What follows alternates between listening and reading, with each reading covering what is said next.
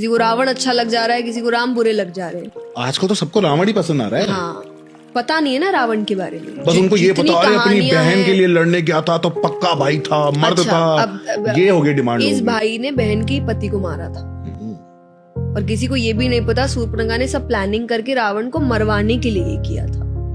जब उन्होंने पहली बार श्री राम को देखा था वन में, क्योंकि वो उनके एरिया में थे शूर्पणखा के, उसने देखा, उन्होंने शक्ति देखी, वो समझ गई यही है जो इसको खत्म कर सकता है।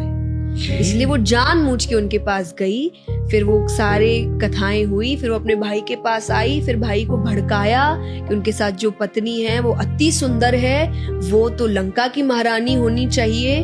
तो वो एक तो बहन के कोई बदले के लिए गया नहीं था, उसे था अपने लंका को और शानदार बनाना। वो शानदार सुंदर रानियों से बन सकता है, तो वो इन चीजों के लिए गया। दूसरा, ये भी अगर किसी को नहीं पता है, he was a rapist, please go and read about it.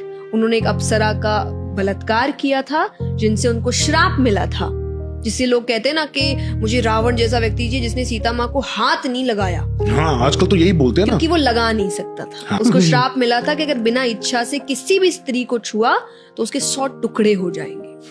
इसीलिए he tried his level best. उन्होंने राम जी का रूप भी लिया सीता माता के सामने कि वो उस बहकावे में आके अपने आप को समर्पित कर दे।